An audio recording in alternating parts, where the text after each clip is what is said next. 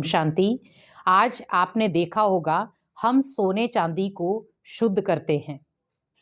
कई बार हम ज्वेलर के पास जाते हैं, अगर आपका हल्का सा भी सोना या चांदी काला हो जाता है तो हम क्या कहते हैं उसको कि आप इसे साफ कर दें और वो नया का नया हो जाता है। वैसे ही सोचें कि अगर हम अपने कर्मों को भी शुद्ध कर लें तो हमारा जीवन कैसा बन जाएगा। जैसे एक सोने चांदी को जब एक ज्वेलर के पास आप लेकर गए तो उसने उसको बहुत सुंदर पॉलिश कर दी और उस पॉलिश के आधार पर आपको अंदर से ये लगा कि वो बिल्कुल नया हो गया और कोई ये नहीं कहेगा कि ये इतना पुराना है। वैसे ही सोचे कि जब आप अपने जीवन में कर्मों को शुद्ध करना सीख जाएंगे तो सोचिए आपका जीवन कितना उमंग उत्साह वाला हो जाएगा, कितना शांत हो जाएगा, कितना सुख में हो जाएगा, कितना प्यार भरा हो जाएगा।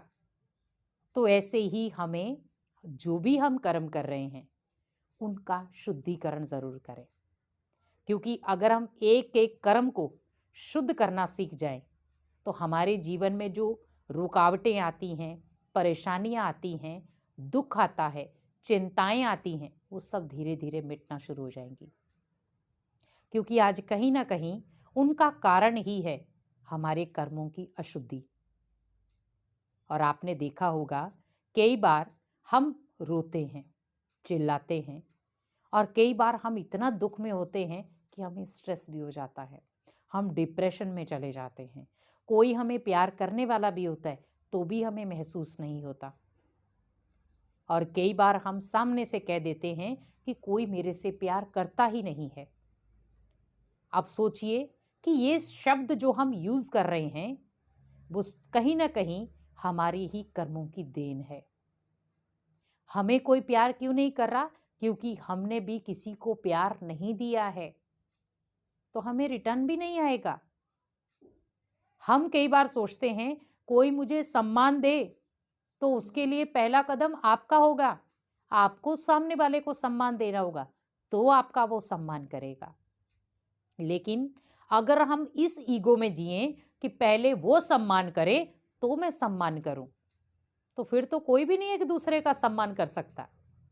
इसीलिए कहा जाता है कि फलदायक पेड़ हमेशा झुका हुआ होता है, क्योंकि उसके पास झुकने की वजह है और वो है फल। क्योंकि अगर वो झुकेगा नहीं तो दुनिया उसके फल को खाएगी नहीं। अगर वो बहुत टॉप में रहेगा, नीचे वो फल लेकर ही नहीं आएगा तो दुनिया देखेगी और खाएगी कैसे।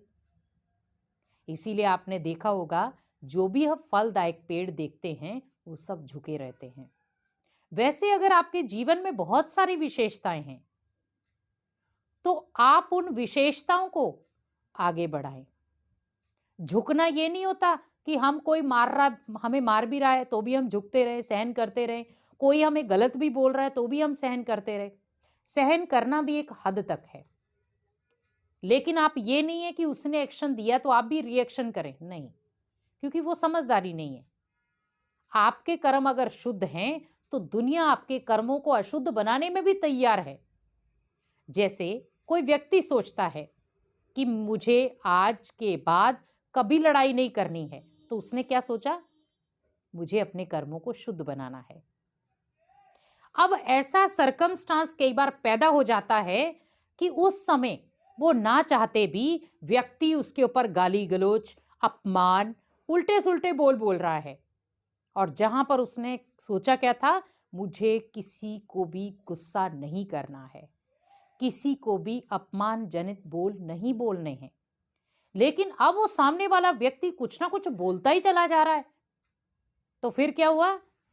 शुद्धि के बीच में अशुद्धि चालू हो गई। तो यहां पर जहां पर उसका हर कर्म शुद्धि वाला था, वहां पर उस व्यक्ति के सामने वाले व्यक्ति के एक बोल से उसका सारा ध्यान डाइवर्ट हो गया और वो जहां पर शुद्धता के बोल थे वहां अशुद्धता में कन्वर्ट हो गए। समझदारी कहां थी? मान लो कोई व्यक्ति आपको ये कहे कि सामने एक गड्ढा है, आप यहां से चल करके 4 कदम चलेंगे, वहां गड्ढा है, वहां गिर जाओ, और आप कहें कि हां मैं गिर जाऊंगा। समझदारी है? आप कर्म शुद्ध बना रहे थे कि हाँ, गड्ढा है तो पास में रास्ता भी है, वहां से मैं निकल जाऊंगा। लेकिन हमने उस व्यक्ति की, जो अशुद्ध नेगेटिव व्यक्ति था, उसकी बात मानी और कहीं ना कहीं गड्ढे में जाकर गिर गए। और फिर हम ब्लेम किसको दे रहे हैं? उस व्यक्ति ने कहा।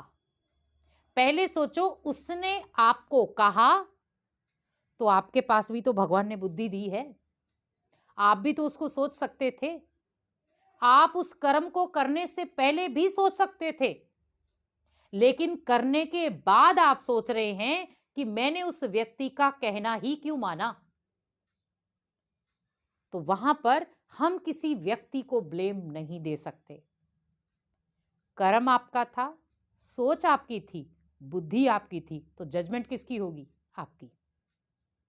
वैसे ही ध्यान रखें कि जब भी कोई भी हमें कर्म करना है, उसका पहले हमें ध्यान रखना है कि वो कर्म शुद्धि वाला है या किसी के बहकावे में किया हुआ कर्म अशुद्धि वाला है।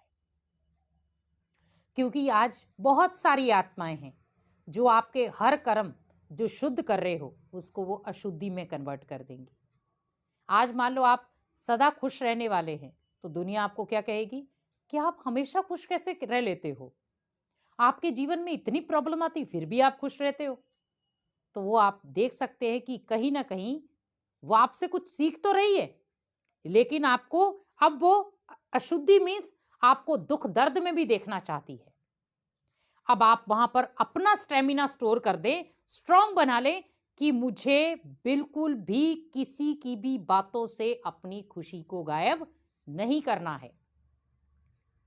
जैसे आपने एक ज्वेलर को जब आपने गहने दिए, तो आपने ये थोड़ी बोला उसको कि भाई आपका जैसे दिल करे वैसे उसको साफ कर देना।